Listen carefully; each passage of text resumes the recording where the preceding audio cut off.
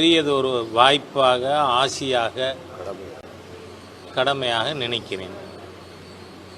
வாஜ்பாய் என்று சொன்னாலே ஃபஸ்ட்டு நமக்கு நினைவுக்கு வருவது பொக்ரான் அணு ஆயுத சோதனை. இது குறித்து ஒரு விஷயத்தை உங்களுக்கு நான் கவனப்படுத்த விரும்புகிறேன். 96 13 நாள் வாஜ்பாய் அவர்கள் ஆட்சியில் இருந்த காலகட்டத்தில் உங்கள் அரசு பெரும்பான்மை பெறப்போவதில்லை, அணு ஆயுத சோதனைக்கு எல்லாம் தயாராக இருக்கிறது, ஆகவே நீங்கள் அணு ஆயுத சோதனையை செய்ய வேண்டுமென திரு நரசிம்மராவ் அவர்கள் வாஜ்பாயிடம் கேட்டபொழுது, நிச்சயமாக அணு ஆயுத சோதனை செய்வேன், இந்தியா அணு ஆயுத நாடாக அறிவிக்கப்படும், ஆனால் நான் பாராளுமன்றத்தில் முறையாக பெரும்பான்மை பெற்று அதை செய்வேன்னு வாஜ்பாய் சொன்னார்கள். எவ்வளோ பெரிய ஒரு ஜனநாயகவாதி! அன்றைக்கி அவர் அணு ஆயுத சோதனை செஞ்சிருந்தால் யாரும் தடுத்திருக்க முடியாது. அதனால் ஒரு பெரிய ஜனநாயகவாதிக்கு இன்று 100 ஆண்டுகள் நிறைந்திருக்கிறது. அதே போல் வாஜ்பாய் அவர்கள் ஆட்சியில் பிரதானமான விஷயம் தங்க நாற்கரச்சாலையும், கிழக்கு மேற்கு இணைப்பு சாலை, வடக்கு தெற்கு இணைப்பு சாலை, நார்த் சவுத் காரிடியர், ஈஸ்ட் வெஸ்ட் காரிடியர்.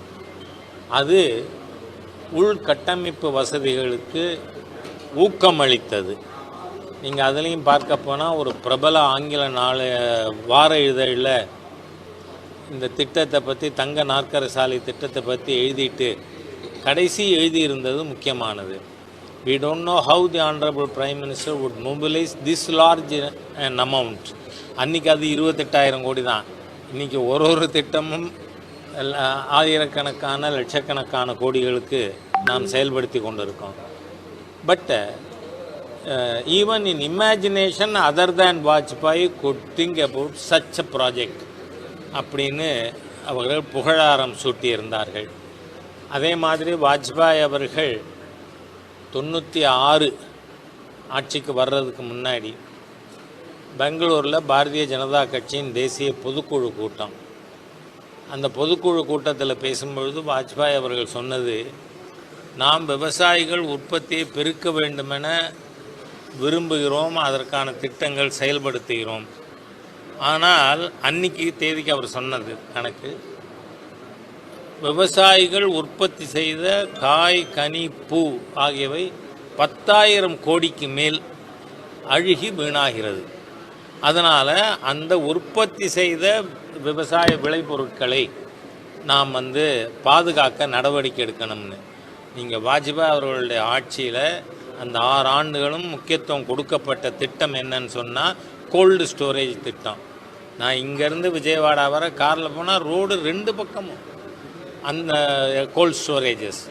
அதே மாதிரியாக இன்றைக்கு ஒரு அனாவசியமான பொய்யான நேரேட்டிவ் திராவிடியன் ஸ்டாக் அரசாங்கம் செய்து கொண்டு இருக்கிறது. கல்விக்கு உதவி கொடுக்கல, நிதி கொடுக்கலன்னு. அதாவது வாஜ்பாய் அவர்கள் ஆட்சிக்கு வந்த பிறகுதான் சர்வ சிக்ஷா அபியான் என்று பள்ளிக்கூடங்களிலே அனைவருக்கும் கல்வி திட்டத்தின் மூலமாக அதற்கான இன்ஃப்ராஸ்ட்ரக்சர் ஃபெசிலிட்டிஸ், கட்டடங்கள் கட்டுறது, ஆசிரியர்களுக்கு சம்பளம், இந்த மாதிரியான நிதி உதவிகள் அடங்கிய சர்வ சிக்ஷா அபியான் திட்டமானது வாஜ்பாய் காலத்தில் தான் கொண்டு வரப்பட்டது. இன்றைக்கும் பள்ளிக்கூடத்திற்காக 20 நிதி உதவி திட்டங்கள் இருக்குது. அதில் ஒன்று தான் இந்த பிஎம் ஸ்ரீ. அதுக்கு கண்டிஷன் இருக்குது, நீங்கள் நேஷ்னல் எஜுகேஷன் பாலிசியை அக்செப்ட் பண்ணணும்னு. அதனால் இவர்கள் பொய்யான நேரேட்டிவை மக்கள் முன்னாடி வைக்கிறதுக்கு விரும்புகிறாங்க. ஒன்றுமில்லை, இப்போ ரீசண்ட் இஷ்யூ 100 நாள் வேலை திட்டத்தை 125 நாளாக, ஏன்னா இதுவரை நாம் சொன்னதே அதை 100 நாள் திட்டம் 100 நாள் திட்டம்னு தான் சொல்லி வந்திருக்கோம். அது துவங்கப்பட்டதிலிருந்து 100 நாட்கள், இப்போ 125 நாட்களாக அது அதிகரிக்கப்பட்டு இருக்கிறது. இதை கூட அக்னாலஜ் பண்ணலை. அது மாத்திரமில்லை, கிராமப்புறங்களில் விவசாயிகள் மற்ற வேலை செய்பவர்களை கூலி ஆட்கள் வேணும் அப்படின்னு நினைக்கக்கூடியவர்கள் எல்லாம் வச்ச பிரதானமான கோரிக்கை என்ன, நடவு காலத்திலையும் அறுவடை காலத்திலையும் இந்த திட்டம் தவிர்க்கணும். காரணம் என்னன்னா, விவசாயிகளுக்கு நடுறதுக்கோ அறுவடைக்கோ ஆட்கள் கிடைப்பதில்லை அப்படிங்கிற காரணத்தினால. ஆகவே இந்த திட்டத்தில் என்ன சொல்லப்பட்டிருக்கு, இந்த நடவு மற்றும் அறுவடை காலங்களை தவிர்த்து 125 நாட்கள். அப்படி நாம் பார்த்தா இது கிராம பொருளாதாரத்தில் நம்பிக்கை இருக்கிற அது பற்றி தெரிந்த அனைவரும் வரவேற்கணும். காரணம், நடவு காலத்தில் ப்ரைவேட்டில் வேலை கொடுக்குறாங்க தனிப்பட்ட விவசாயிகள், அதே மாதிரி அறுவடை காலத்துலேயும். அது போக மீதி 125 நாள்னு சொன்னால் நம்ம பெரிய அளவில் எல்லா நாட்களும் வருஷத்தில் கிராமப்புற மக்கள் வேலை பெற முடியும் அப்படிங்கக்கூடிய ஒரு நல்ல நோக்கோடு செய்திருக்கின்ற திட்டம். அதோடு நாம் மிகவும் வியந்து பாராட்டுகின்ற விஷயம் என்னென்னா, அவங்களோட அட்டண்டன்ஸை டிஜிட்டலைஸ் பண்ணி, நீங்கள் பார்த்தா ஊடக நண்பர்களுடைய கவனத்தை ஈர்க்க விரும்புவது நான் என்னன்னு சொன்னால், திமுக ஃபஸ்ட்டு ஆட்சிக்கு வந்து செஞ்ச முதல் ஊழல் என்ன தெரியுமா? நாம் எல்லாரும் சர்க்காரியா பற்றி பேசுகிறோம், அது இல்லை, மஸ்டர் ரோல் ஊழல் தான். கார்பரேஷனில் சென்னையில் நிர்வாகத்துக்கு வந்த உடனே செஞ்ச முதல் ஊழல் மஸ்டர் ரோல் ஊழல். அப்படின்னா என்ன? துப்புரவு பணியாளர்கள் 20 பேர் வந்தால் 30 பேர்னு எழுதுறது, அந்த 10 பேர் சம்பளத்தை வாயில் போட்டுக்கிறது. ஆக அந்த மாதிரி இருந்தது. அப்படித்தான் இந்த 100 நாள் வேலைவாய்ப்பு திட்டத்தில் நடந்து கொண்டு இருந்தது. இப்போ அவங்க அட்டண்டன்ஸை டிஜிட்டலைஸ் பண்ணினா வாயில் போட்டுக்கிறது சாத்தியம் இல்லைங்கிறதுனால கதறாங்க சில பேர். அதுதான். அது மாத்திரமில்லை, நீங்கள் தமிழ்நாட்டில் இப்போ தான் மழைக்காலம் கிட்டத்தட்ட முடிகிற ஸ்டேஜுக்கு வந்திருக்கு. இதில் பார்த்தீங்கன்னு சொன்னால், மழைக்காலத்தில் உற்பத்தி செய்த நெல் முளைச்சி வீணாக போகுது. அது பற்றி நம்ம அக்ரிகல்ச்சர் மினிஸ்டரோ சீஃப் மினிஸ்டரோ ஒரு வார்த்தை பேசியிருக்காங்களா? Are you not responsible? அது மட்டும் இல்லை, 300 கோடி ரூபாய் நெல்லை வந்து ஸ்டோர் பண்ணி வைக்கிறதுக்காக மத்திய அரசாங்கம் கொடுத்துருக்கு. அதில் உடனடியாக மாநில அரசு வெள்ளை அறிக்கை சமர்ப்பிக்கணும். இந்த வெள்ளை அறிக்கைனா சில பேர் பொலிட்டிக்கல் இக்னரண்ட்னு சொல்லட்டுமா, இடியட்னு சொல்லட்டுமா, நீங்களே தகுந்த வார்த்தை பயன்படுத்திக்கோங்க. வெறுமனே ஸ்கூல் குழந்தைகிட்ட நடுப்பக்கத்தில் பேப்பரை கிழிச்சு கொடுன்னு அதை காட்டுறாங்க, இதான் வெள்ளை அறிக்கை. அப்படிப்பட்ட முட்டாள்களுக்கு சொல்கிறேன்னா, உண்மையாக கிவ் ஆல் டீட்டெயில்ஸ். 300 கோடி மத்திய சர்க்கார் கொடுத்துருக்கு. அந்த 300 கோடியில் எத்தனை குடோன் கட்டியிருக்கீங்க, ஏன் கட்டலை? அது மாத்திரமில்லை, தொடர்ந்து நமக்கு வருகின்ற புகார், பட்டியல் சமுதாயத்தினருடைய நலனுக்கு என்று for the welfare of SC and ST communities, அதுக்கு கொடுக்கின்ற நிதிகள் ஆயிரக்கணக்கான கோடிக்கு திரும்ப அனுப்பியிருக்கு மாநில அரசாங்கம். ஸோ இதற்கான டீட்டெயில்ஸும் கொடுக்கணும். அதோடு மட்டும் இல்லாமல் மாண்புமிகு முதலமைச்சர் அவர்கள், நாங்கள் 90 லட்சம் வீடுகள் பட்டியல் சமுதாயத்தினருக்கு கட்டி கொடுக்குறோம் அப்படின்னு சொன்னார். எங்கே கொடுக்குறீங்க? இதுவரை எவ்வளோ கொடுத்துருக்கீங்க? ஆகவே மக்களை தேர்தல் காலத்தில் ஏமாற்றுவதற்காக பொய்யான நேரேட்டிவ்ஸ், ஃபால்ஸ் கிளைம், அதன் மூலமாக மக்களை திசை திருப்ப மாநில அரசு முனைவது வன்மையாக கண்டிக்கத்தக்கது. இந்த மத்திய அரசாங்கம் பல்வேறு நலத்திட்டங்கள் பெண்களுக்குன்னு நீங்கள் பார்த்தீங்கன்னா, பிரதம மந்திரி ஜன்தன் யோஜனானாலும் முன்னுரிமையாக இருக்குது பெண்களுக்கு. அதே மாதிரி இது கழிவறை திட்டம், காலையில் வயது வந்த தன் பெண் குழந்தை திறந்த வெளிக்கு போகுதுன்னா ஒரு பெற்றோருக்கு எவ்வளவு மன வருத்தம் இருக்கும். அதனால தான் டாய்லெட் ஸ்கீம். நீங்கள் மாண்புமிகு பிரதமர் நரேந்திர மோடி அவர்களைப் போல பெண்களுடைய ஒவ்வொரு ஆஸ்பெக்ட் ஆஃப் தர் லைஃப் அதை பற்றி சிந்தித்து திட்டங்கள் கொண்டு வருவது என்பது மற்ற அரசாங்கங்கள் செய்யாத ஒரு விஷயம். அதனால் இன்றைய தினம் வாஜ்பாய் அவர்களுடைய 100 ஆண்டு நினைவு தினத்தில் நாம் வாஜ்பாய் அவர்கள் நாட்டிற்கு செய்த தொண்டு, சேவை, சாதனை, அதோடு கூட மாண்புமிகு பிரதமர் மோடி அவர்கள் செய்து கொண்டிருக்கின்ற விஷயங்களை ஊடக நண்பர்கள், நீங்கள் பிஜேபிக்குன்னு இல்லை, மக்களுக்கு, ஏழை எளிய மக்கள், பெண்கள், பிற்படுத்தப்பட்டவர்கள், எஸ்சி எஸ்டி மக்கள், இவங்களோட திட்டங்கள் எல்லாம் என்னென்ன அரசாங்கம் செஞ்சு, ஏன்னா அந்த திட்டத்தை பற்றி அவங்களுக்கு விஷயம் தெரிஞ்சால் தான் அவங்க சேருவாங்க. அதுக்காக இதை செய்யணும்னு கேட்டுக்கிறேன். 5 ஆண்டு காலம் திராவிட முன்னேற்ற கழகம் அடல் பிஹாரி வாஜ்பாய் அவர்களுடைய அமைச்சரவையில் பங்கு பெற்றது. அதனால் தமிழகத்தில் பிரபலமான பூங்காவோ அல்லது லைப்ரரியோ வாஜ்பாய் அவர்கள் பெயர் வைக்க வேண்டும்.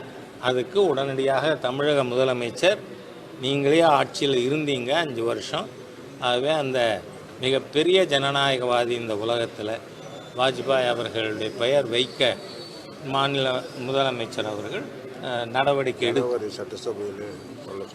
இந்த ஜனவரியில் கூடுற சட்டசபை குளிர்கால கூட்டத்தொடரில் அதை அறிவிக்கணும் அப்படின்னு கேட்டுக்கிறேன்.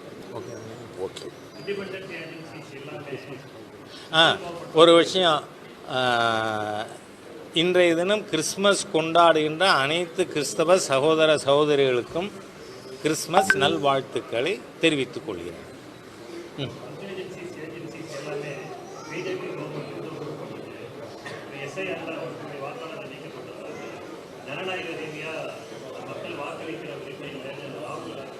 அப்படின்னு யார் சொல்லியிருக்கு? அதாவது மிக வெளிப்படையான தன்மையோடு தேர்தல் கமிஷன் இந்த எஸ்ஐஆர் ஸ்கீமை அணுகியிருக்கு. இது முதல் முறை அல்ல. 1952லேருந்து ஏற்கனவே 10 முறை எஸ்ஐஆர் நடந்திருக்கு. இது 11வது தடவை. இவங்க என்ன சொல்லியிருக்காங்க, புதிதாக சேர்றவங்க ஃபார்ம் 6 கொடுக்கணும், டிலீட் பண்ணுறதுக்கு ஃபார்ம் 7, ஷிஃப்டட் வாக்காளர்களுக்கு ஃபார்ம் 8. இதில் நீங்கள் பார்த்தா கிட்டத்தட்ட 24-25 லட்சம் பேர் டெட்டு. அது நீக்கணுமா வேண்டாமா? நீக்கணும். ஷிஃப்டட், நீங்கள் சென்னை மாதிரி சிட்டிஸில் அது அதிகமாக இருக்குது. ஏற்கனவே இருக்கிற அசம்பிளிலேருந்து இன்னொரு அசம்பிளிக்கு ஷிஃப்ட் ஆகுது, இந்த அசம்பிளிக்குள்ளேயே ஒரு பூத்துலேருந்து இன்னொரு பூத்துக்கு ஷிஃப்ட் ஆகுது. இந்த மாதிரி நடக்குது. இதில் கிட்டத்தட்ட 80% வாக்காளர்கள் ஷிஃப்டட் கேட்டகரியில் வராங்க. அதனால் அவங்களுக்கு இந்த காலகட்டம் இருக்கே, ஜனவரி 16ன்னு நினைக்கிறேன் நான், அது வர அந்த ஷிஃப்டட் வாக்காளர்கள் அவங்கள பதிவு பண்ணிக்கணும் ஃபார்ம் 8 கொடுத்து அப்படின்னு நான் கேட்குறேன். இதில் இந்த அதிகாரிகள்லாம் யார்? ஒரு பூத்துக்கும் பூத் லெவல் ஆஃபீஸர்ஸ், பிஎல்ஓ யார் போட்டிருக்கா? State government. இதில் சென்ட்ரல் கவர்மெண்ட்டுக்கு ஏதாவது ரோல் இருக்கா? கிடையாது. எலெக்ஷன் கமிஷனுக்கே தனி எம்ப்ளாயீஸ் அரேஞ்ச்மெண்ட் இருக்கா? கிடையாது. மாநில ரெவென்யூ டிபார்ட்மெண்ட்டு தான், கலெக்டர், தாசில்தார், கீழே இருக்கிற அலுவலர்கள், அவங்க தானே இந்த எஸ்ஐஆரையை செயல்படுத்தியிருக்காங்க. அப்படின்னா ஸ்டாலின் அவர்களோ திமுகவோ இல்லை திமுக கூட்டணி கட்சிகளோ இன்னும் நேரம் சேர்க்காதன்னு சொல்லிருச்சுன்னு சொல்கிறாங்களா? எனக்கு புரியலை. அதனால் எஸ்ஐஆர் திறந்த புத்தகம், அது மத்திய அரசாங்கம் தேர்தல் கமிஷன் செய்யுது, அவ்வளவுதான். நீங்கள் சென்ட்ரல் ஏஜென்சிஸை நாங்கள் சரியாகவே பயன்படுத்தலையோன்னு தெரியுது. ஏன்னா காங்கிரஸ் ஆட்சி காலத்தில் சிபிஐக்கு என்ன பேர் இருந்தது ஐயாவுக்கெல்லாம் தெரியும், லாங் ஸ்டாண்டிங் பொலிட்டிக்கல் லீடர்ஸ். அதுக்கு காங்கிரஸ் பியூரோ ஆஃப் இன்வெஸ்டிகேஷன் பேர். இப்போ யாரும் அது சொல்கிறதில்ல. அதனால் சென்ட்ரல் ஏஜென்சிஸை we don't neither use nor misuse. எல்லாமே இண்டிபெண்ட் கான்ஸ்டியூஷனல் பாடிஸ். அவர்கள் ஆதாரங்களின் ப்ரூஃபின் அடிப்படையில் நடவடிக்கை எடுக்கிறாங்க.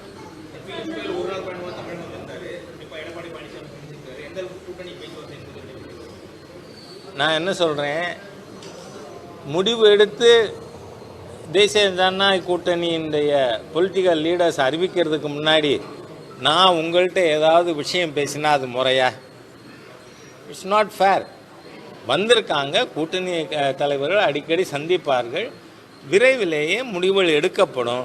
ஆனால் ஒரு விஷயம் நான் உங்களுக்கு உத்தரவாதம் தரேன், எந்த முடிவெடுத்தாலும் உங்கள் மூலமாகவே மக்களுக்கு எடுத்து செல்லப்படும். Okay, thank you.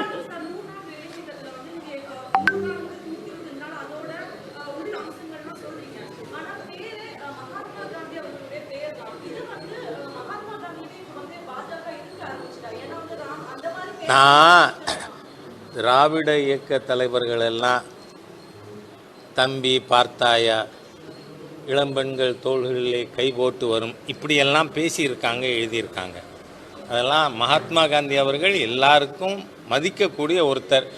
ஆனால் நீங்கள் அதை பற்றி எதுக்கு crocodile tears, முதல கண்ணீர் ஏன் வடிக்கிறீங்க அப்படின்னு சொல்லிட்டு இதோட இந்த பத்திரிகையாளர் கூட்டம் நிறைவுறுகிறதுங்கிறதையும் தெரிவிச்சுக்கிறேன். நூற்றாண்டு விழா நாடு முழுவதும் விமரிசையாக கொண்டாடப்படுகிறது. இங்கே சென்னையில் கமலாலயத்தில் மாண்புமிகு முன்னாள் பிரதமர் வாஜ்பாய் அவர்களுக்கு அஞ்சலி செலுத்துவதிலே நான் அதை ஒரு பெரியதொரு வாய்ப்பாக, ஆசியாக, கடமையாக நினைக்கிறேன். வாஜ்பாய் என்று சொன்னாலே ஃபஸ்ட்டு நமக்கு நினைவுக்கு வருவது பொக்ரான் அணு ஆயுத சோதனை. இது குறித்து ஒரு விஷயத்தை உங்களுக்கு நான் கவனப்படுத்த விரும்புகிறேன். 96 13 நாள் வாஜ்பாய் அவர்கள் ஆட்சியில் இருந்த காலகட்டத்தில் உங்கள் அரசு பெரும்பான்மை பெறப்போவதில்லை, அணு ஆயுத சோதனைக்கு எல்லாம் தயாராக இருக்கிறது, ஆகவே நீங்கள் அணு ஆயுத சோதனையை செய்ய வேண்டுமென திரு நரசிம்மராவ் அவர்கள் வாஜ்பாயிடம் கேட்டபொழுது, நிச்சயமாக அணு ஆயுத சோதனை செய்வேன், இந்தியா அணு ஆயுத நாடாக அறிவிக்கப்படும், ஆனால் நான் பாராளுமன்றத்தில் முறையாக பெரும்பான்மை பெற்று அதை செய்வேன்னு வாஜ்பாய் சொன்னார்கள். எவ்வளோ பெரிய ஒரு ஜனநாயகவாதி! அன்றைக்கி அவர் அணு ஆயுத சோதனை செஞ்சிருந்தால் யாரும் தடுத்திருக்க முடியாது. அதனால் ஒரு பெரிய ஜனநாயகவாதிக்கு இன்று 100 ஆண்டுகள் நிறைந்திருக்கிறது. அதே போல் வாஜ்பாய் அவர்கள் ஆட்சியில் பிரதானமான விஷயம் தங்க நாற்கரச்சாலையும், கிழக்கு மேற்கு இணைப்பு சாலை, வடக்கு தெற்கு இணைப்பு சாலை, நார்த் சவுத் காரிடியர், ஈஸ்ட் வெஸ்ட் காரிடியர். அது உள்கட்டமைப்பு வசதிகளுக்கு ஊக்கமளித்தது. நீங்கள் அதுலேயும் பார்க்க போனால் ஒரு பிரபல ஆங்கில வார இதழில் இந்த திட்டத்தை பற்றி, தங்க நாற்கர சாலை திட்டத்தை பற்றி எழுதிட்டு கடைசி எழுதியிருந்தது முக்கியமானது. We don't know how the Honorable Prime Minister would mobilize this large an amount. அன்றைக்கி அது 28,000 கோடி தான். இன்றைக்கி ஒரு திட்டமும் ஆயிரக்கணக்கான லட்சக்கணக்கான கோடிகளுக்கு நாம் செயல்படுத்தி கொண்டிருக்கோம். But even in imagination other than Vajpayee good think about such a project அப்படின்னு அவர்கள் புகழாரம் சூட்டியிருந்தார்கள். அதே மாதிரி வாஜ்பாய் அவர்கள் 96 ஆட்சிக்கு வர்றதுக்கு முன்னாடி பெங்களூரில் பாரதிய ஜனதா கட்சியின் தேசிய பொதுக்குழு கூட்டம், அந்த பொதுக்குழு கூட்டத்தில் பேசும்பொழுது வாஜ்பாய் அவர்கள் சொன்னது, நாம் விவசாயிகள் உற்பத்தியை பெருக்க வேண்டுமென விரும்புகிறோம், அதற்கான திட்டங்கள் செயல்படுத்துகிறோம். ஆனால் அன்னைக்கு தேதிக்கு அவர் சொன்னது கணக்கு, விவசாயிகள் உற்பத்தி செய்த காய், கனி, பூ ஆகியவை 10,000 கோடிக்கு மேல் அழுகி வீணாகிறது. அதனால் அந்த உற்பத்தி செய்த விவசாய விளைபொருட்களை நாம் பாதுகாக்க நடவடிக்கை எடுக்கணும்னு. நீங்கள் வாஜ்பாய் அவர்களுடைய ஆட்சியில் அந்த 6 ஆண்டுகளும் முக்கியத்துவம் கொடுக்கப்பட்ட திட்டம் என்னன்னு சொன்னால் கோல்டு ஸ்டோரேஜ் திட்டம். நான் இங்கேருந்து விஜயவாடா வர காரில் போனால் ரோடு 2 பக்கமும் அந்த கோல்ட் ஸ்டோரேஜஸ்.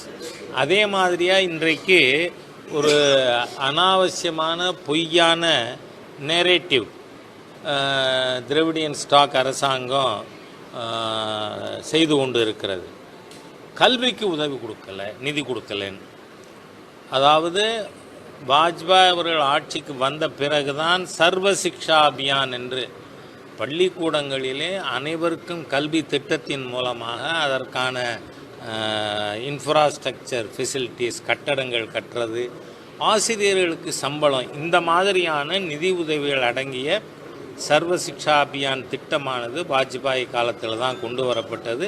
இன்றைக்கும் பள்ளிக்கூடத்திற்காக 20 நிதி உதவி திட்டங்கள் இருக்குது.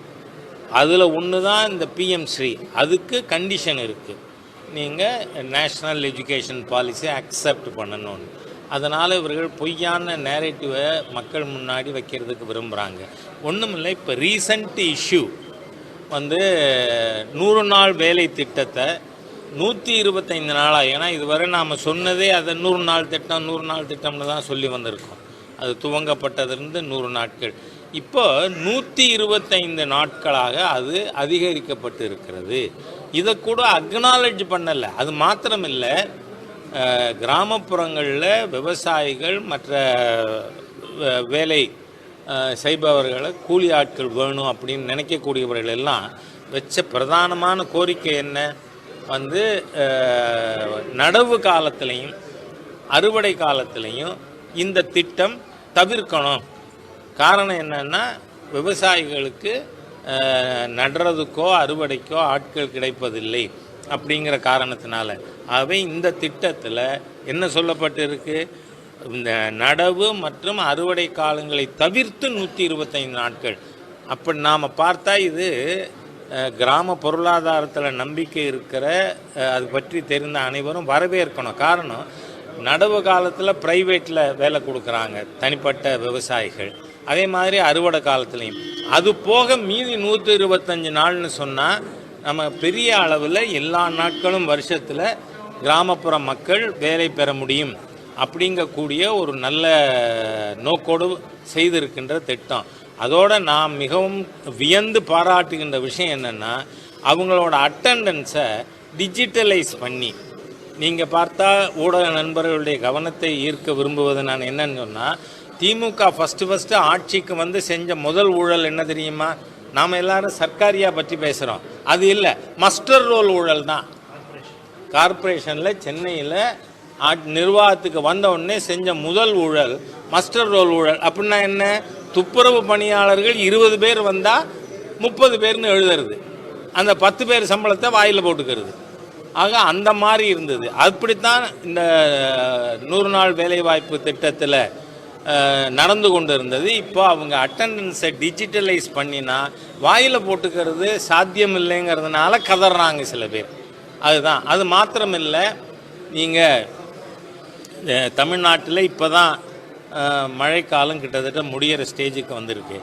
இதில் பார்த்தீங்கன்னு சொன்னால், மழைக்காலத்தில் உற்பத்தி செய்த நெல் முளைச்சி வீணாக போகுது. அது பற்றி நம்ம அக்ரிகல்ச்சர் மினிஸ்டரோ சீஃப் மினிஸ்டரோ ஒரு வார்த்தை பேசியிருக்காங்களா? Are you not responsible? அது மட்டும் இல்லை, 300 கோடி ரூபாய் நெல்லை வந்து ஸ்டோர் பண்ணி வைக்கிறதுக்காக மத்திய அரசாங்கம் கொடுத்துருக்கு. அதில் உடனடியாக மாநில அரசு வெள்ளை அறிக்கை சமர்ப்பிக்கணும். இந்த வெள்ளை அறிக்கைனா சில பேர் பொலிட்டிக்கல் இக்னரண்ட்னு சொல்லட்டுமா, இடியட்னு சொல்லட்டுமா, நீங்களே தகுந்த வார்த்தை பயன்படுத்திக்கோங்க. வெறுமனே ஸ்கூல் குழந்தைகிட்ட நடுப்பக்கத்தில் பேப்பரை கிழிச்சு கொடுன்னு அதை காட்டுறாங்க, இதான் வெள்ளை அறிக்கை. அப்படிப்பட்ட முட்டாள்களுக்கு சொல்கிறேன்னா, உண்மையாக கிவ் ஆல் டீட்டெயில்ஸ். 300 கோடி மத்திய சர்க்கார் கொடுத்துருக்கு. அந்த 300 கோடியில் எத்தனை குடோன் கட்டியிருக்கீங்க, ஏன் கட்டலை? அது மாத்திரமில்லை, தொடர்ந்து நமக்கு வருகின்ற புகார், பட்டியல் சமுதாயத்தினருடைய நலனுக்கு என்று for the welfare of SC and ST communities, அதுக்கு கொடுக்கின்ற நிதிகள் ஆயிரக்கணக்கான கோடிக்கு திரும்ப அனுப்பியிருக்கு மாநில அரசாங்கம்.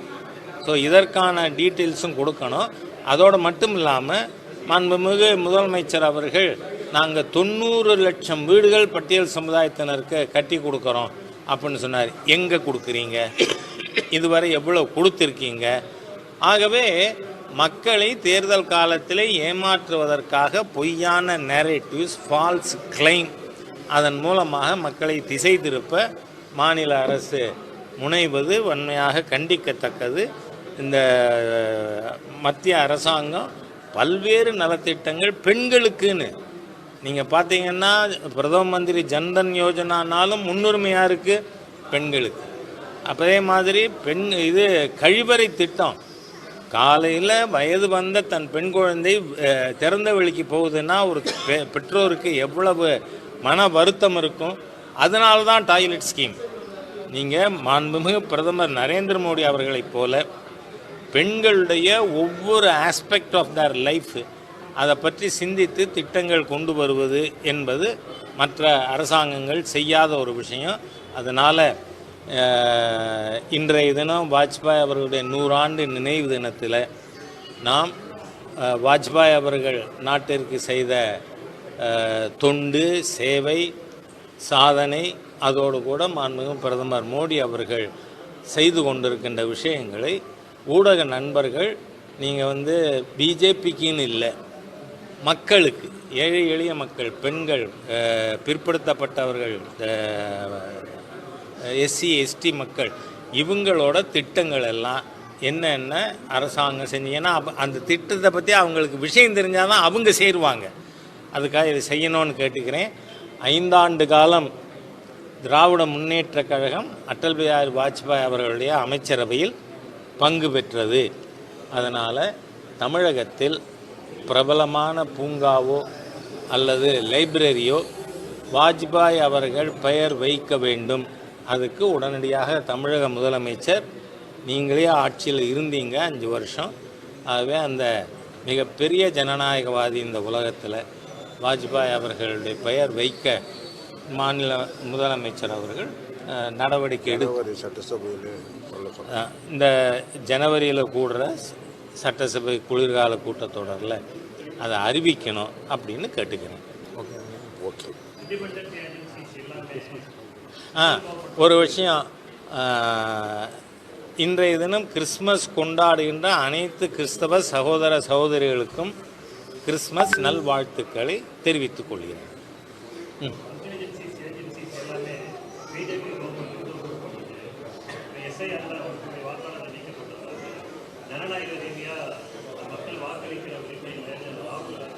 அப்படின்னு யார் சொல்லியிருக்கு? அதாவது மிக வெளிப்படையான தன்மையோடு தேர்தல் கமிஷன் இந்த எஸ்ஐஆர் ஸ்கீமை அணுகியிருக்கு. இது முதல் முறை அல்ல. 1952லேருந்து ஏற்கனவே 10 முறை எஸ்ஐஆர் நடந்திருக்கு. இது 11ஆவது தடவை. இந்த என்ன சொல்லியிருக்காங்க, புதிதாக சேர்றவங்க ஃபார்ம் 6 கொடுக்கணும், டிலீட் பண்ணுறதுக்கு ஃபார்ம் 7, ஷிஃப்டட் வாக்காளர்களுக்கு ஃபார்ம் 8.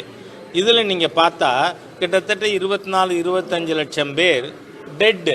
அது நீக்கணுமா வேண்டாமா? நீக்கணும். ஷிஃப்டட், நீங்கள் சென்னை மாதிரி சிட்டிஸில் அது அதிகமாக இருக்குது. ஏற்கனவே இருக்கிற அசம்பிளிலேருந்து இன்னொரு அசம்பிளிக்கு ஷிஃப்ட் ஆகுது, இந்த அசம்பிளிக்குள்ளேயே ஒரு பூத்துலேருந்து இன்னொரு பூத்துக்கு ஷிஃப்ட் ஆகுது. இந்த மாதிரி நடக்குது. இதில் கிட்டத்தட்ட 80% வாக்காளர்கள் ஷிஃப்டட் கேட்டகரியில் வராங்க. அதனால் அவங்களுக்கு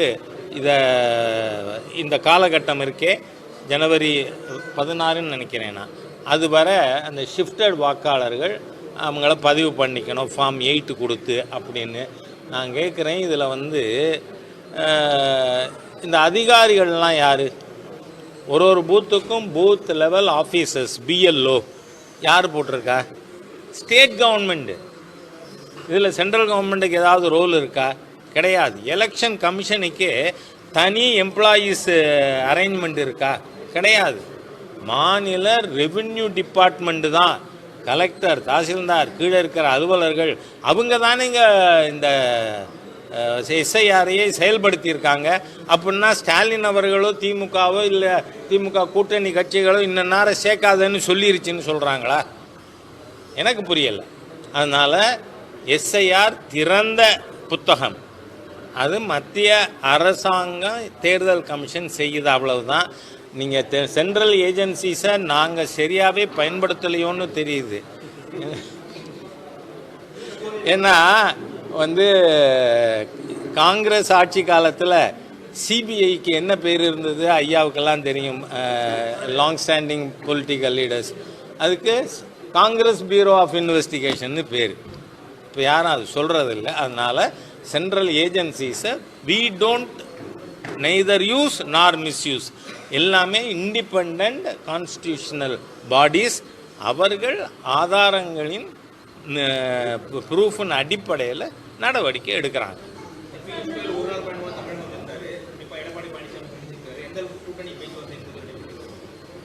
நான் என்ன சொல்கிறேன், முடிவு எடுத்து தேசிய ஜனநாயக கூட்டணியினுடைய பொலிட்டிக்கல் லீடர்ஸ் அறிவிக்கிறதுக்கு முன்னாடி நான் உங்கள்கிட்ட ஏதாவது விஷயம் பேசினா அது முறையா? It's not fair. வந்திருக்காங்க, கூட்டணி தலைவர்கள் அடிக்கடி சந்திப்பார்கள், விரைவிலேயே முடிவுகள் எடுக்கப்படும். ஆனால் ஒரு விஷயம் நான் உங்களுக்கு உத்தரவாதம் தரேன், எந்த முடிவெடுத்தாலும் உங்கள் மூலமாகவே மக்களுக்கு எடுத்து செல்லப்படும். Okay, thank you.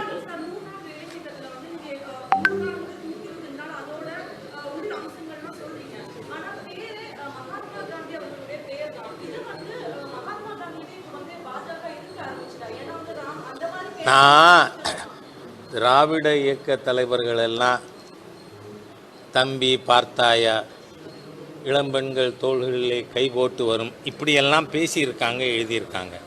அதெல்லாம் மகாத்மா காந்தி அவர்கள் எல்லாருக்கும் மதிக்கக்கூடிய ஒருத்தர். ஆனால் நீங்கள் அதை பற்றி எதுக்கு குரோக்கடைல் டியர்ஸ், முதல் கண்ணீர் ஏன் வடிக்கிறீங்க அப்படின்னு சொல்லிட்டு இதோட இந்த பத்திரிகையாளர் கூட்டம் நிறைவுறுகிறதுங்கிறதையும் தெரிவிச்சுக்கிறேன். 100 ஆண்டு நினைவு நூற்றாண்டு விழா நாடு முழுவதும் விமரிசையாக கொண்டாடப்படுகிறது. இங்கே சென்னையில் கமலாலயத்தில் மாண்புமிகு முன்னாள் பிரதமர் வாஜ்பாய் அவர்களுக்கு அஞ்சலி செலுத்துவதிலே நான் அதை ஒரு பெரியதொரு வாய்ப்பாக, ஆசியாக, கடமையாக நினைக்கிறேன். வாஜ்பாய் என்று சொன்னாலே ஃபஸ்ட்டு நமக்கு நினைவுக்கு வருவது பொக்ரான் அணு ஆயுத சோதனை. இது குறித்து ஒரு விஷயத்தை உங்களுக்கு நான் கவனப்படுத்த விரும்புகிறேன். 96 13 நாள் வாஜ்பாய் அவர்கள் ஆட்சியில் இருந்த காலகட்டத்தில் உங்கள் அரசு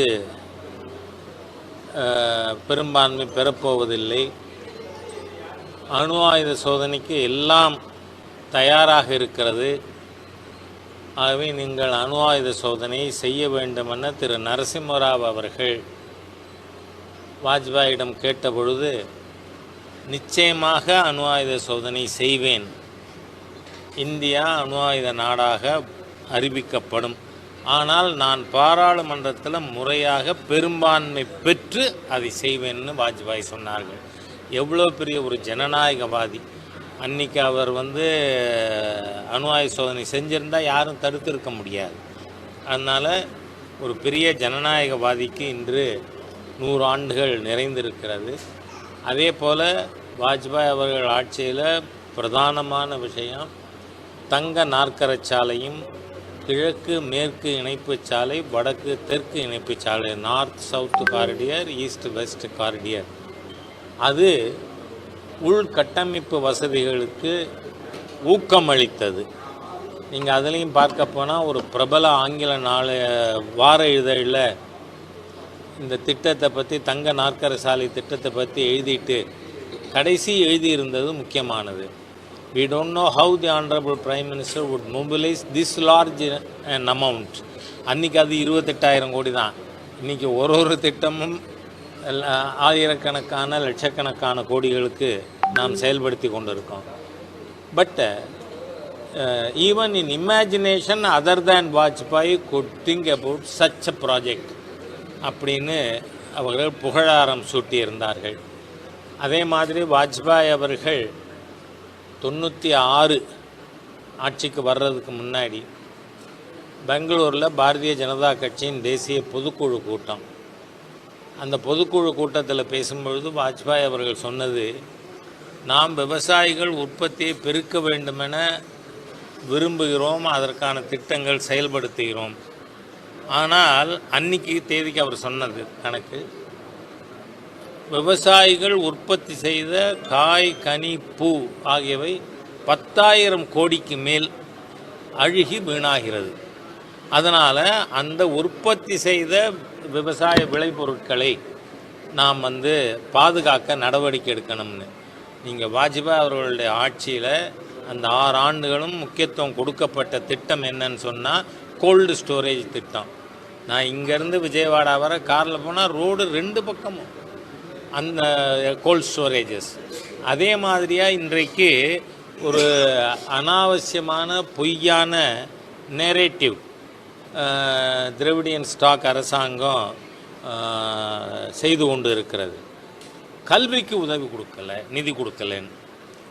அதாவது வாஜ்பாய் அவர்கள் ஆட்சிக்கு வந்த பிறகுதான் சர்வ சிக்ஷா அபியான் என்று பள்ளிக்கூடங்களிலே அனைவருக்கும் கல்வி திட்டத்தின் மூலமாக அதற்கான இன்ஃப்ராஸ்ட்ரக்சர் ஃபெசிலிட்டிஸ், கட்டடங்கள் கட்டுறது, ஆசிரியர்களுக்கு சம்பளம், இந்த மாதிரியான நிதி உதவிகள் அடங்கிய சர்வ சிக்ஷா அபியான் திட்டமானது வாஜ்பாய் காலத்தில் தான் கொண்டு வரப்பட்டது. இன்றைக்கும் பள்ளிக்கூடத்திற்காக 20 நிதி உதவி திட்டங்கள் இருக்குது. அதில் ஒன்று தான் இந்த பிஎம் ஸ்ரீ. அதுக்கு கண்டிஷன் இருக்குது, நீங்கள் நேஷ்னல் எஜுகேஷன் பாலிசி அக்செப்ட் பண்ணணும்னு. அதனால் இவர்கள் பொய்யான நேரேட்டிவை மக்கள் முன்னாடி வைக்கிறதுக்கு விரும்புகிறாங்க.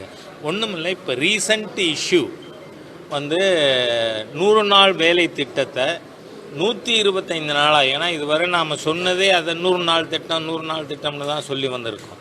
அது துவங்கப்பட்டதிலிருந்து 100 நாட்கள். இப்போ 125 நாட்களாக அது அதிகரிக்கப்பட்டு இருக்கிறது. இதை கூட அக்னாலஜ் பண்ணலை. அது மாத்திரமில்லை, கிராமப்புறங்களில் விவசாயிகள் மற்ற வேலை செய்பவர்களை கூலி ஆட்கள் வேணும் அப்படின்னு நினைக்கக்கூடியவர்கள் எல்லாம் வச்ச பிரதானமான கோரிக்கை என்ன? நடவு காலத்திலையும் அறுவடை காலத்திலையும் இந்த திட்டம் தவிர்க்கணும். காரணம் என்னன்னா, விவசாயிகளுக்கு நடுறதுக்கோ அறுவடைக்கோ ஆட்கள் கிடைப்பதில்லை அப்படிங்கிற காரணத்தினால. ஆகவே இந்த திட்டத்தில் என்ன சொல்லப்பட்டிருக்கு? இந்த நடவு மற்றும் அறுவடை காலங்களை தவிர்த்து 125 நாட்கள். அப்படி நாம் பார்த்தா இது கிராம பொருளாதாரத்தில் நம்பிக்கை இருக்கிற, அது பற்றி தெரிந்த அனைவரும் வரவேற்கணும். காரணம், நடவு காலத்தில் ப்ரைவேட்டில் வேலை கொடுக்குறாங்க தனிப்பட்ட விவசாயிகள், அதே மாதிரி அறுவடை காலத்துலேயும். அது போக மீதி 125 நாள்னு சொன்னால் நம்ம பெரிய அளவில் எல்லா நாட்களும் வருஷத்தில் கிராமப்புற மக்கள் வேலை பெற முடியும் அப்படிங்கக்கூடிய ஒரு நல்ல நோக்கோடு செய்திருக்கின்ற திட்டம். அதோடு நாம் மிகவும் வியந்து பாராட்டுகின்ற விஷயம் என்னென்னா, அவங்களோட அட்டண்டன்ஸை டிஜிட்டலைஸ் பண்ணி, நீங்கள் பார்த்தா ஊடக நண்பர்களுடைய கவனத்தை ஈர்க்க விரும்புவது நான் என்னன்னு சொன்னால், திமுக ஃபஸ்ட்டு ஆட்சிக்கு செஞ்ச முதல் ஊழல் என்ன தெரியுமா? நாம் எல்லாரும் சர்க்காரியா பற்றி பேசுகிறோம், அது இல்லை, மஸ்டர் ரோல் ஊழல் தான். கார்பரேஷனில் சென்னையில் நிர்வாகத்துக்கு வந்த உடனே செஞ்ச முதல் ஊழல் மஸ்டர் ரோல் ஊழல். அப்படின்னா என்ன? துப்புரவு பணியாளர்கள் 20 பேர் வந்தால் 30 பேர்னு எழுதுறது, அந்த 10 பேர் சம்பளத்தை வாயில் போட்டுக்கிறது. ஆக அந்த மாதிரி இருந்தது. அப்படித்தான் இந்த 100 நாள் வேலைவாய்ப்பு திட்டத்தில் நடந்து கொண்டு இருந்தது. இப்போ அவங்க அட்டண்டன்ஸை டிஜிட்டலைஸ் பண்ணினா வாயில் போட்டுக்கிறது சாத்தியம் இல்லைங்கிறதுனால கதறாங்க சில பேர். அதுதான். அது மாத்திரமில்லை, நீங்கள் தமிழ்நாட்டில் இப்போ தான் மழைக்காலம் கிட்டத்தட்ட முடிகிற ஸ்டேஜுக்கு வந்திருக்கு. இதில் பார்த்தீங்கன்னு சொன்னால், மழைக்காலத்தில் உற்பத்தி செய்த நெல் முளைச்சி வீணாக போகுது. அது பற்றி நம்ம அக்ரிகல்ச்சர் மினிஸ்டரோ சீஃப் மினிஸ்டரோ ஒரு வார்த்தை பேசியிருக்காங்களா? Are you not responsible? அது மட்டும் இல்லை, 300 கோடி ரூபாய் நெல்லை ஸ்டோர் பண்ணி வைக்கிறதுக்காக மத்திய அரசாங்கம் கொடுத்துருக்கு. அதில் உடனடியாக மாநில அரசு வெள்ளை அறிக்கை சமர்ப்பிக்கணும். இந்த வெள்ளை அறிக்கைனா சில பேர் பொலிட்டிக்கல் இக்னரண்ட்னு சொல்லட்டுமா, இடியட்னு சொல்லட்டுமா, நீங்களே தகுந்த வார்த்தை பயன்படுத்திக்கோங்க. வெறுமனை ஸ்கூல் குழந்தைகிட்ட நடுப்பக்கத்தில் பேப்பரை கிழிச்சு கொடுன்னு அதை காட்டுறாங்க, இதான் வெள்ளை அறிக்கை. அப்படிப்பட்ட முட்டாள்களுக்கு சொல்கிறேன்னா, உண்மையாக கிவ் ஆல் டீட்டெயில்ஸ். 300 கோடி மத்திய சர்க்கார் கொடுத்துருக்கு. அந்த 300 கோடியில் எத்தனை குடோன் கட்டியிருக்கீங்க? ஏன் கட்டலை? அது மாத்திரமில்லை, தொடர்ந்து நமக்கு வருகின்ற புகார், பட்டியல் சமுதாயத்தினருடைய நலனுக்கு என்று for the welfare of SC and ST communities, அதுக்கு கொடுக்கின்ற நிதிகள் ஆயிரக்கணக்கான கோடிக்கு திரும்ப அனுப்பியிருக்கு மாநில அரசாங்கம். ஸோ இதற்கான டீட்டெயில்ஸும் கொடுக்கணும். அதோடு மட்டும் இல்லாமல் மாண்புமிகு முதலமைச்சர் அவர்கள், நாங்கள் 90 லட்சம் வீடுகள் பட்டியல் சமுதாயத்தினருக்கு கட்டி கொடுக்குறோம் அப்படின்னு சொன்னார். எங்கே கொடுக்குறீங்க? இதுவரை எவ்வளோ கொடுத்துருக்கீங்க. ஆகவே மக்களை தேர்தல் காலத்தில் ஏமாற்றுவதற்காக பொய்யான நேரேட்டிவ்ஸ், ஃபால்ஸ் கிளைம், அதன் மூலமாக மக்களை திசை திருப்ப மாநில அரசு முனைவது வன்மையாக கண்டிக்கத்தக்கது. இந்த மத்திய அரசாங்கம் பல்வேறு நலத்திட்டங்கள் பெண்களுக்குன்னு நீங்கள் பார்த்தீங்கன்னா பிரதம மந்திரி ஜன்தன் யோஜனானாலும் முன்னுரிமையாக இருக்குது பெண்களுக்கு. அதே மாதிரி இது கழிவறை திட்டம், காலையில் வயது வந்த தன் பெண் குழந்தை திறந்த வெளிக்கு போகுதுன்னா ஒரு பெற்றோருக்கு எவ்வளவு மன வருத்தம் இருக்கும். அதனால தான் டாய்லெட் ஸ்கீம். நீங்கள் மாண்புமிகு பிரதமர் நரேந்திர மோடி அவர்களைப் போல பெண்களுடைய ஒவ்வொரு ஆஸ்பெக்ட் ஆஃப் தர் லைஃப் அதை பற்றி சிந்தித்து திட்டங்கள் கொண்டு வருவது என்பது மற்ற அரசாங்கங்கள் செய்யாத ஒரு விஷயம். அதனால் இன்றைய தினம் வாஜ்பாய் அவர்களுடைய 100 ஆண்டு நினைவு தினத்தில் நாம் வாஜ்பாய் அவர்கள் நாட்டிற்கு செய்த தொண்டு, சேவை, சாதனை, அதோடு கூட மாண்புமிகு பிரதமர் மோடி அவர்கள் செய்து கொண்டிருக்கின்ற விஷயங்களை ஊடக நண்பர்கள் நீங்கள் பிஜேபிக்குன்னு இல்லை, மக்களுக்கு, ஏழை எளிய மக்கள், பெண்கள், பிற்படுத்தப்பட்டவர்கள், எஸ்சி எஸ்டி மக்கள், இவங்களோட திட்டங்கள் எல்லாம் என்னென்ன அரசாங்கம் செஞ்சீங்கன்னா அந்த திட்டத்தை பற்றி அவங்களுக்கு விஷயம் தெரிஞ்சால் தான் அவங்க சேருவாங்க. அதுக்காக இதை செய்யணும்னு கேட்டுக்கிறேன். 5 ஆண்டு காலம் திராவிட முன்னேற்ற கழகம் அடல் பிஹாரி வாஜ்பாய் அவர்களுடைய அமைச்சரவையில் பங்கு பெற்றது. அதனால் தமிழகத்தில் பிரபலமான பூங்காவோ அல்லது லைப்ரரியோ வாஜ்பாய் அவர்கள் பெயர் வைக்க வேண்டும். அதுக்கு உடனடியாக தமிழக முதலமைச்சர், நீங்களே ஆட்சியில் இருந்தீங்க 5 வருஷம், ஆகவே அந்த மிகப்பெரிய ஜனநாயகவாதி இந்த உலகத்தில் வாஜ்பாய் அவர்களுடைய பெயர் வைக்க மாநில முதலமைச்சர் அவர்கள் நடவடிக்கை இந்த ஜனவரியில் கூடுற சட்டசபை குளிர்கால கூட்டத்தொடரில் அதை அறிவிக்கணும் அப்படின்னு கேட்டுக்கிறேன். ஓகே. ஒரு விஷயம், இன்றைய தினம் கிறிஸ்மஸ் கொண்டாடுகின்ற அனைத்து கிறிஸ்தவ சகோதர சகோதரிகளுக்கும் கிறிஸ்மஸ் நல்வாழ்த்துக்களை தெரிவித்துக் கொள்கிறேன்.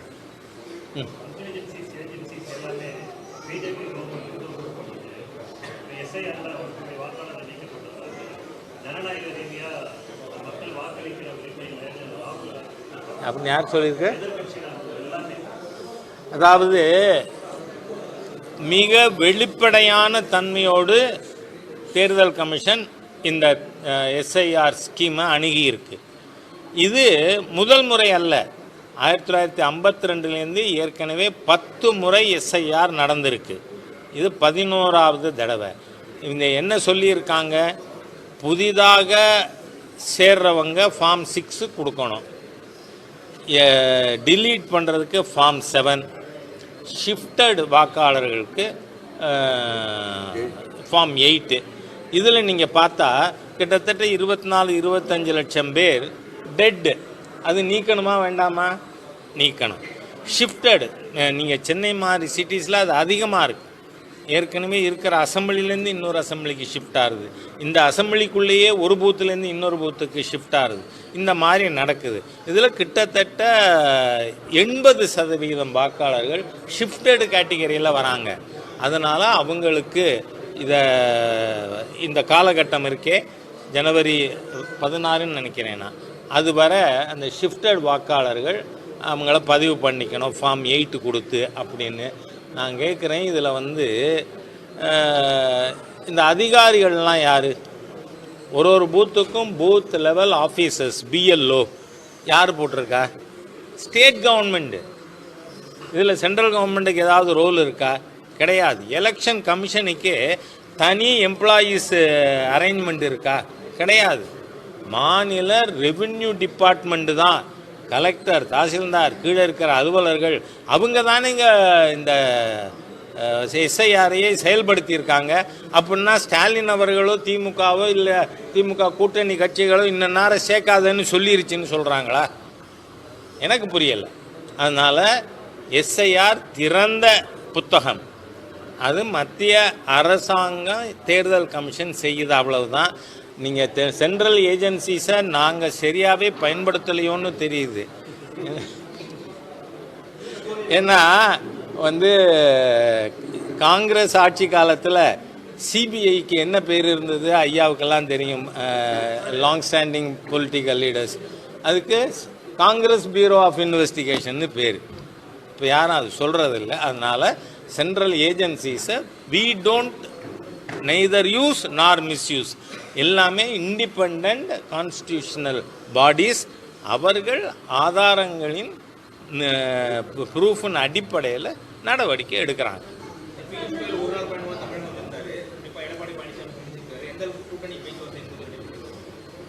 நான் என்ன சொல்கிறேன், முடிவு எடுத்து தேசிய ஜனநாயக கூட்டணியினுடைய பொலிட்டிக்கல் லீடர்ஸ் அறிவிக்கிறதுக்கு முன்னாடி நான் உங்கள்கிட்ட ஏதாவது விஷயம் பேசினா அது முறையா? It's not fair.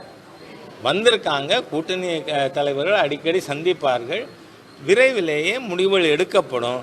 ஆனால் ஒரு விஷயம் நான் உங்களுக்கு உத்தரவாதம் தரேன், எந்த முடிவெடுத்தாலும் உங்கள் மூலமாகவே மக்களுக்கு எடுத்து செல்லப்படும். Okay, thank you.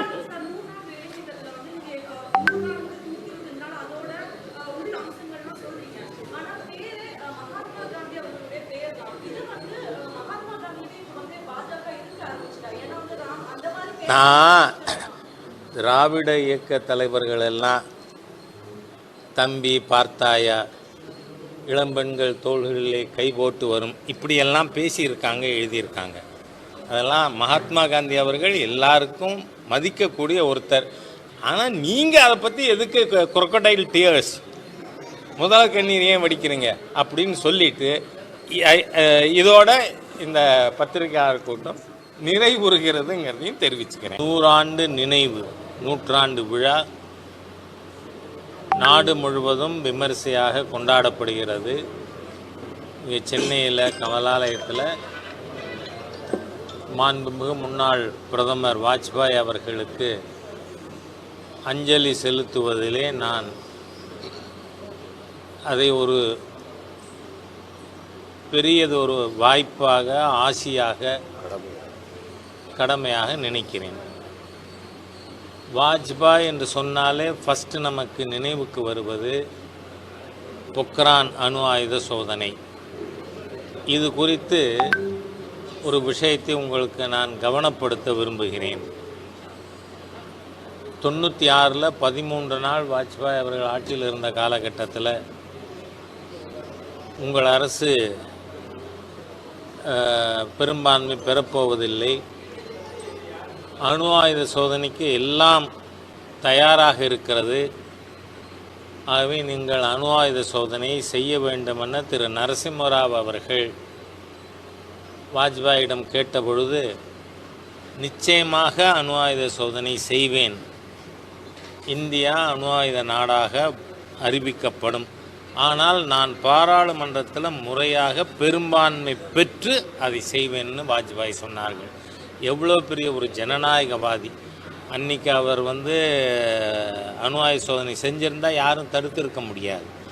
அதனால் ஒரு பெரிய ஜனநாயகவாதிக்கு இன்று 100 ஆண்டுகள் நிறைந்திருக்கிறது. அதே போல் வாஜ்பாய் அவர்கள் ஆட்சியில் பிரதானமான விஷயம் தங்க நாற்கரச்சாலையும், கிழக்கு மேற்கு இணைப்பு சாலை, வடக்கு தெற்கு இணைப்பு சாலை, நார்த் சவுத் காரிடியர், ஈஸ்ட் வெஸ்ட் காரிடியர். அது உள்கட்டமைப்பு வசதிகளுக்கு ஊக்கமளித்தது.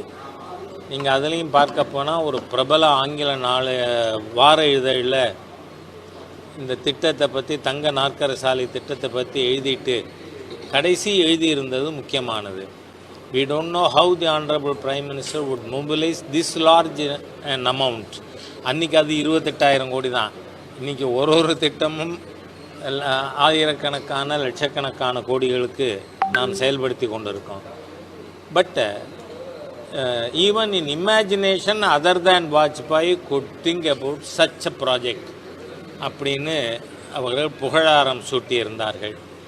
அதே மாதிரி வாஜ்பாய் அவர்கள் 96 ஆட்சிக்கு வர்றதுக்கு முன்னாடி பெங்களூரில் பாரதிய ஜனதா கட்சியின் தேசிய பொதுக்குழு கூட்டம். அந்த பொதுக்குழு கூட்டத்தில் பேசும்பொழுது வாஜ்பாய் அவர்கள் சொன்னது, நாம் விவசாயிகள் உற்பத்தியை பெருக்க வேண்டுமென விரும்புகிறோம், அதற்கான திட்டங்கள் செயல்படுத்துகிறோம். ஆனால் அன்னைக்கு தேதிக்கு அவர் சொன்னது கணக்கு, விவசாயிகள் உற்பத்தி செய்த காய், கனி, பூ ஆகியவை 10,000 கோடிக்கு மேல் அழுகி வீணாகிறது.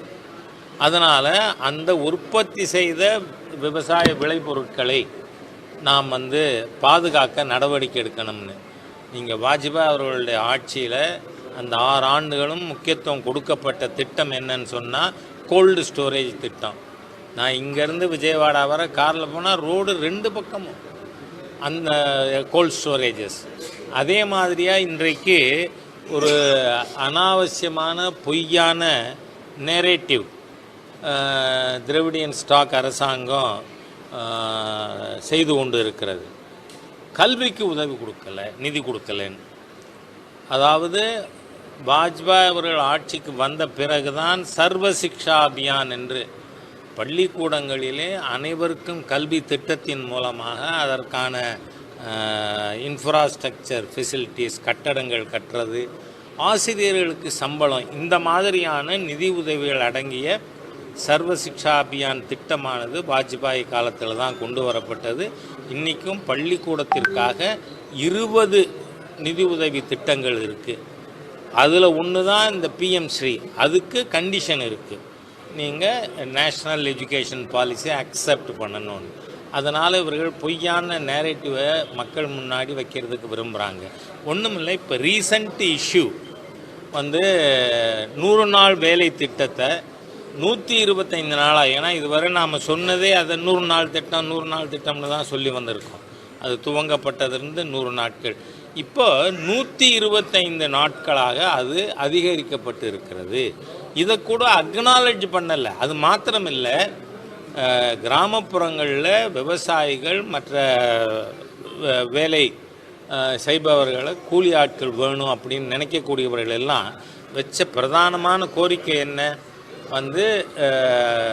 நடவு காலத்திலையும் அறுவடை காலத்திலையும் இந்த திட்டம் தவிர்க்கணும். காரணம் என்னன்னா, விவசாயிகளுக்கு நடுறதுக்கோ அறுவடைக்கோ ஆட்கள் கிடைப்பதில்லை அப்படிங்கிற காரணத்தினால. ஆகவே இந்த திட்டத்தில் என்ன சொல்லப்பட்டிருக்கு, இந்த நடவு மற்றும் அறுவடை காலங்களை தவிர்த்து 125 நாட்கள். அப்படி நாம் பார்த்தா இது கிராம பொருளாதாரத்தில் நம்பிக்கை இருக்கிற, அது பற்றி தெரிந்த அனைவரும் வரவேற்கணும். காரணம், நடவு காலத்தில் ப்ரைவேட்டில் வேலை கொடுக்குறாங்க தனிப்பட்ட விவசாயிகள், அதே மாதிரி அறுவடை காலத்துலேயும். அது போக மீதி 125 நாள்னு சொன்னால் நம்ம பெரிய அளவில் எல்லா நாட்களும் வருஷத்தில் கிராமப்புற மக்கள் வேலை பெற முடியும் அப்படிங்கக்கூடிய ஒரு நல்ல நோக்கோடு செய்திருக்கின்ற திட்டம். அதோடு நாம் மிகவும் வியந்து பாராட்டுகின்ற விஷயம் என்னென்னா, அவங்களோட அட்டண்டன்ஸை டிஜிட்டலைஸ் பண்ணி, நீங்கள் பார்த்தா ஊடக நண்பர்களுடைய கவனத்தை ஈர்க்க விரும்புவது நான் என்னன்னு சொன்னால், திமுக ஃபஸ்ட்டு ஆட்சிக்கு செஞ்ச முதல் ஊழல் என்ன தெரியுமா? நாம் எல்லாரும் சர்க்காரியா பற்றி பேசுகிறோம், அது இல்லை, மஸ்டர் ரோல் ஊழல் தான். கார்பரேஷனில் சென்னையில் நிர்வாகத்துக்கு வந்த உடனே செஞ்ச முதல் ஊழல் மஸ்டர் ரோல் ஊழல். அப்படின்னா என்ன, துப்புரவு பணியாளர்கள் 20 பேர் வந்தால் 30 பேர்னு எழுதுறது, அந்த 10 பேர் சம்பளத்தை வாயில் போட்டுக்கிறது. ஆக அந்த மாதிரி இருந்தது. அப்படித்தான் இந்த 100 நாள் வேலைவாய்ப்பு திட்டத்தில் நடந்து கொண்டு இருந்தது. இப்போ அவங்க அட்டண்டன்ஸை டிஜிட்டலைஸ் பண்ணினா வாயில் போட்டுக்கிறது சாத்தியம் இல்லைங்கிறதுனால கதறாங்க சில பேர். அதுதான். அது மாத்திரமில்லை, நீங்கள் தமிழ்நாட்டில் இப்போ தான் மழைக்காலம் கிட்டத்தட்ட முடிகிற ஸ்டேஜுக்கு வந்திருக்கு.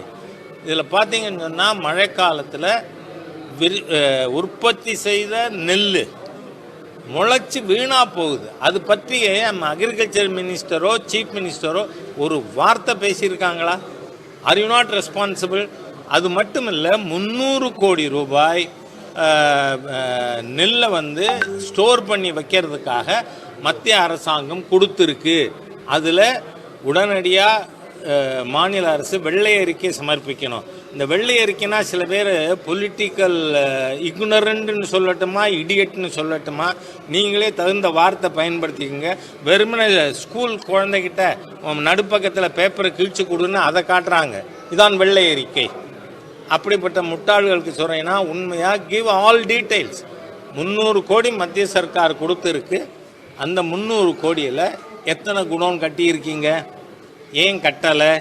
அது மாத்திரமில்லை, தொடர்ந்து நமக்கு வருகின்ற புகார், பட்டியல் சமுதாயத்தினருடைய நலனுக்கு என்று for the welfare of SC and ST communities, அதுக்கு கொடுக்கின்ற நிதிகள் ஆயிரக்கணக்கான கோடிக்கு திரும்ப அனுப்பியிருக்கு மாநில அரசாங்கம். ஸோ இதற்கான டீட்டெயில்ஸும் கொடுக்கணும்.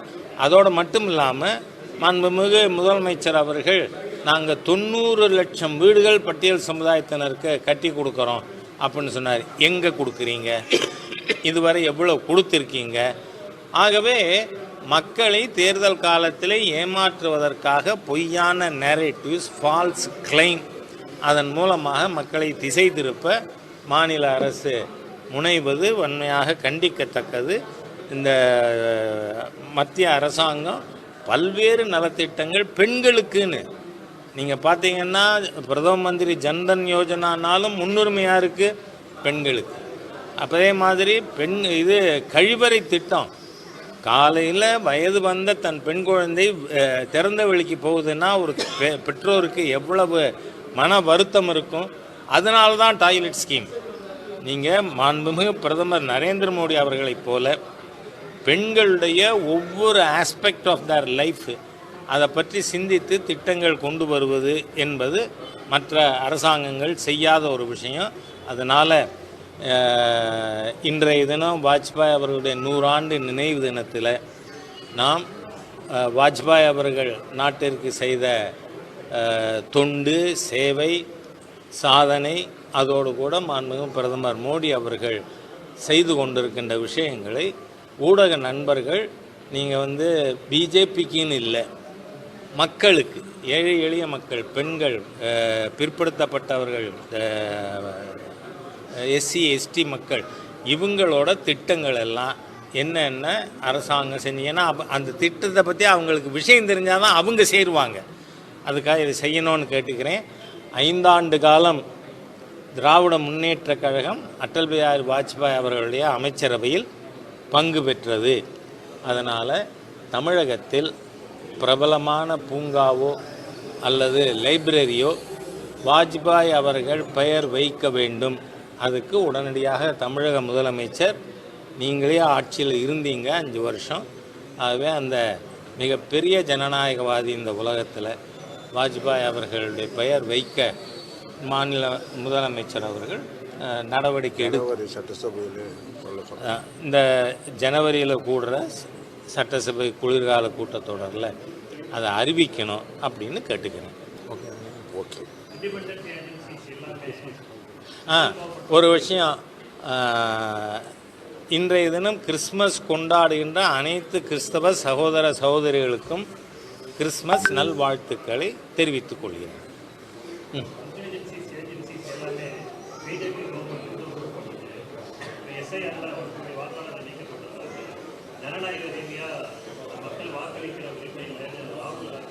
அப்படின்னு யார் சொல்லியிருக்கு? அதாவது மிக வெளிப்படையான தன்மையோடு தேர்தல் கமிஷன் இந்த எஸ்ஐஆர் ஸ்கீமை அணுகியிருக்கு. இது முதல் முறை அல்ல. 1952லேருந்து ஏற்கனவே 10 முறை எஸ்ஐஆர் நடந்திருக்கு. இது 11ஆவது தடவை. இந்த என்ன சொல்லியிருக்காங்க, புதிதாக சேர்றவங்க ஃபார்ம் 6 கொடுக்கணும், டிலீட் பண்ணுறதுக்கு ஃபார்ம் 7, ஷிஃப்டட் வாக்காளர்களுக்கு ஃபார்ம் 8. இதில் நீங்கள் பார்த்தா கிட்டத்தட்ட 24-25 லட்சம் பேர் டெட்டு. அது நீக்கணுமா வேண்டாமா? நீக்கணும். ஷிஃப்டடு, நீங்கள் சென்னை மாதிரி சிட்டிஸில் அது அதிகமாக இருக்குது. ஏற்கனவே இருக்கிற அசம்பிளிலேருந்து இன்னொரு அசம்பிளிக்கு ஷிஃப்ட் ஆகுது, இந்த அசம்பிளிக்குள்ளேயே ஒரு பூத்துலேருந்து இன்னொரு பூத்துக்கு ஷிஃப்ட் ஆகுது. இந்த மாதிரி நடக்குது. இதில் கிட்டத்தட்ட 80% வாக்காளர்கள் ஷிஃப்டடு கேட்டகரியில் வராங்க. அதனால் அவங்களுக்கு இதை இந்த காலகட்டம் இருக்கே ஜனவரி 16ன்னு நினைக்கிறேன் நான், அது வர அந்த ஷிஃப்டட் வாக்காளர்கள் அவங்கள பதிவு பண்ணிக்கணும் ஃபார்ம் 8 கொடுத்து அப்படின்னு நான் கேட்குறேன். இதில் வந்து இந்த அதிகாரிகள்லாம் யார்? ஒரு பூத்துக்கும் பூத் லெவல் ஆஃபீஸர்ஸ் BLO யார் போட்டிருக்கா? State government. இதில் சென்ட்ரல் கவர்மெண்ட்டுக்கு ஏதாவது ரோல் இருக்கா? கிடையாது. எலெக்ஷன் கமிஷனுக்கே தனி எம்ப்ளாயீஸ் அரேஞ்ச்மெண்ட் இருக்கா? கிடையாது. மாநில ரெவென்யூ டிபார்ட்மெண்ட்டு தான், கலெக்டர், தாசில்தார், கீழே இருக்கிற அலுவலர்கள் அவங்க தானே இந்த SIRஐயை செயல்படுத்தியிருக்காங்க. அப்படின்னா ஸ்டாலின் அவர்களோ திமுகவோ இல்லை திமுக கூட்டணி கட்சிகளோ இன்ன நேரம் சேர்க்காதன்னு சொல்லிருச்சுன்னு சொல்கிறாங்களா? எனக்கு புரியலை. அதனால் SIR திறந்த புத்தகம், அது மத்திய அரசாங்கம் தேர்தல் கமிஷன் செய்யுது, அவ்வளவுதான். நீங்கள் சென்ட்ரல் ஏஜென்சிஸை நாங்கள் சரியாகவே பயன்படுத்தலையோன்னு தெரியுது. ஏன்னா வந்து காங்கிரஸ் ஆட்சி காலத்தில் CBIக்கு என்ன பேர் இருந்தது ஐயாவுக்கெல்லாம் தெரியும், லாங் ஸ்டாண்டிங் பொலிட்டிக்கல் லீடர்ஸ். அதுக்கு காங்கிரஸ் பியூரோ ஆஃப் இன்வெஸ்டிகேஷன்னு பேர்.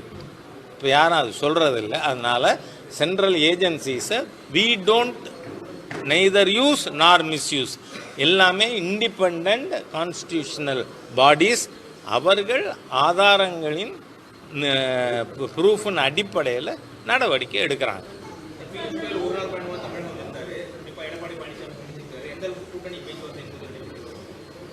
நான் என்ன சொல்கிறேன், முடிவு எடுத்து தேசிய ஜனநாயக கூட்டணியினுடைய பொலிட்டிக்கல் லீடர்ஸ் அறிவிக்கிறதுக்கு முன்னாடி நான் உங்கள்கிட்ட ஏதாவது விஷயம் பேசினா அது முறையா?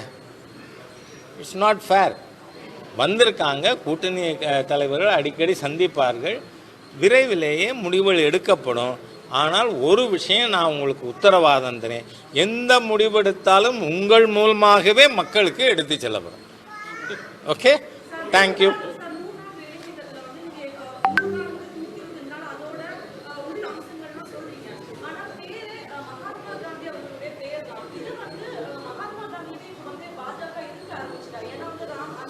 நான் திராவிட இயக்க தலைவர்கள் எல்லாம் தம்பி பார்த்தாயா, இளம்பெண்கள் தோள்களிலே கை போட்டு வரும், இப்படியெல்லாம் பேசியிருக்காங்க, எழுதியிருக்காங்க. அதெல்லாம் மகாத்மா காந்தி அவர்கள் எல்லாருக்கும் மதிக்கக்கூடிய ஒருத்தர். ஆனால் நீங்கள் அதை பற்றி எதுக்கு crocodile tears, முதல் கண்ணீர் ஏன் வடிக்கிறீங்க அப்படின்னு சொல்லிட்டு இதோட இந்த பத்திரிகையாளர் கூட்டம் நிறைவுறுகிறதுங்கிறதையும் தெரிவிச்சுக்கிறேன். 100 ஆண்டு நினைவு நூற்றாண்டு விழா நாடு முழுவதும் விமரிசையாக கொண்டாடப்படுகிறது.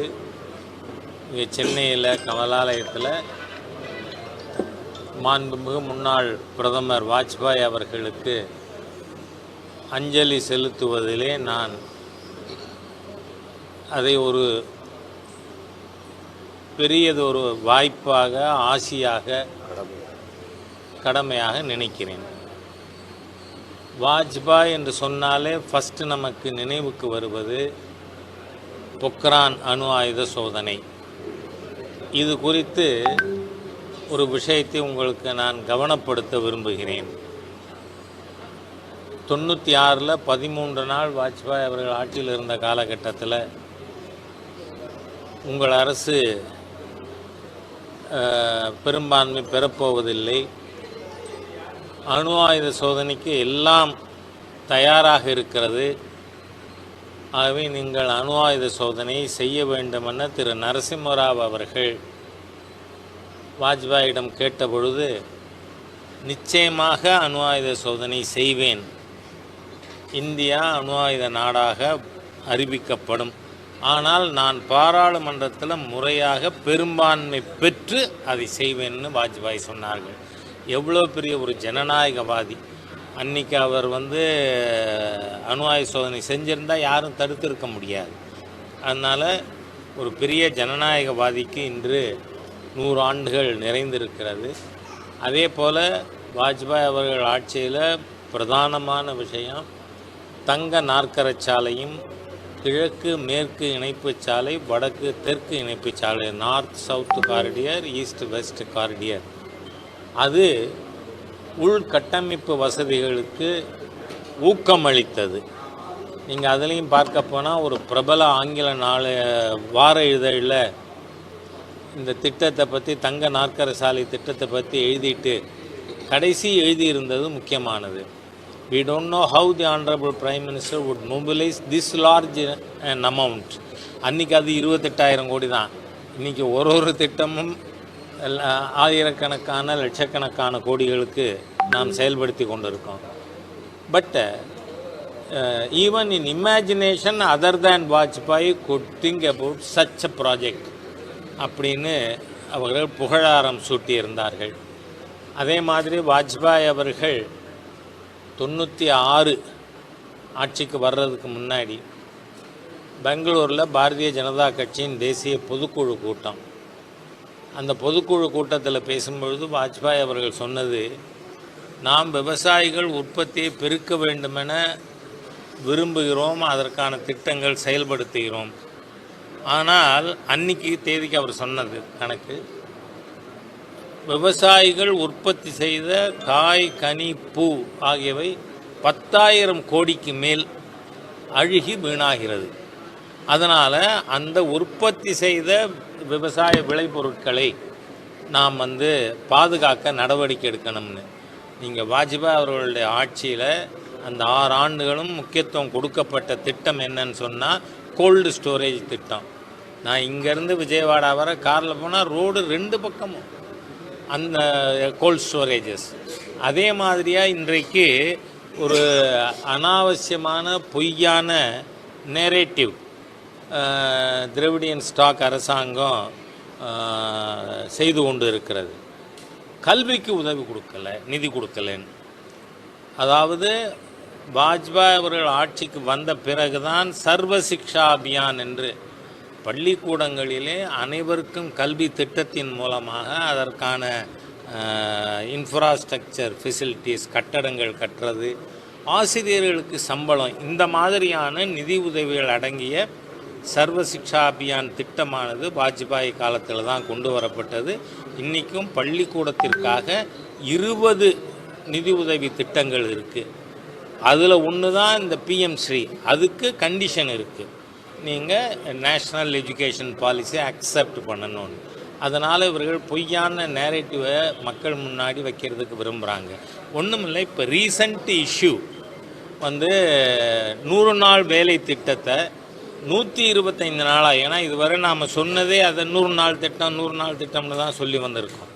அது துவங்கப்பட்டதிலிருந்து 100 நாட்கள், இப்போ 125 நாட்களாக அது அதிகரிக்கப்பட்டு இருக்கிறது. இதை கூட அக்னாலஜ் பண்ணலை. அது மாத்திரமில்லை, கிராமப்புறங்களில் விவசாயிகள் மற்ற வேலை செய்பவர்களை கூலி ஆட்கள் வேணும் அப்படின்னு நினைக்கக்கூடியவர்கள் எல்லாம் வச்ச பிரதானமான கோரிக்கை என்ன, நடவு காலத்திலையும் அறுவடை காலத்திலையும் இந்த திட்டம் தவிர்க்கணும். காரணம் என்னன்னா, விவசாயிகளுக்கு நடுறதுக்கோ அறுவடைக்கோ ஆட்கள் கிடைப்பதில்லை அப்படிங்கிற காரணத்தினால. ஆகவே இந்த திட்டத்தில் என்ன சொல்லப்பட்டிருக்கு, இந்த நடவு மற்றும் அறுவடை காலங்களை தவிர்த்து 125 நாட்கள். அப்படி நாம் பார்த்தா இது கிராம பொருளாதாரத்தில் நம்பிக்கை இருக்கிற, அது பற்றி தெரிந்த அனைவரும் வரவேற்கணும். காரணம், நடவு காலத்தில் ப்ரைவேட்டில் வேலை கொடுக்குறாங்க தனிப்பட்ட விவசாயிகள், அதே மாதிரி அறுவடை காலத்துலேயும். அது போக மீதி 125 நாள்னு சொன்னால் நம்ம பெரிய அளவில் எல்லா நாட்களும் வருஷத்தில் கிராமப்புற மக்கள் வேலை பெற முடியும் அப்படிங்கக்கூடிய ஒரு நல்ல நோக்கோடு செய்திருக்கின்ற திட்டம். அதோடு நாம் மிகவும் வியந்து பாராட்டுகின்ற விஷயம் என்னென்னா, அவங்களோட அட்டண்டன்ஸை டிஜிட்டலைஸ் பண்ணி, நீங்கள் பார்த்தா ஊடக நண்பர்களுடைய கவனத்தை ஈர்க்க விரும்புவது நான் என்னன்னு சொன்னால், திமுக ஃபஸ்ட்டு ஆட்சிக்கு செஞ்ச முதல் ஊழல் என்ன தெரியுமா? நாம் எல்லாரும் சர்க்காரியா பற்றி பேசுகிறோம், அது இல்லை, மஸ்டர் ரோல் ஊழல் தான். கார்பரேஷனில் சென்னையில் நிர்வாகத்துக்கு வந்தவன்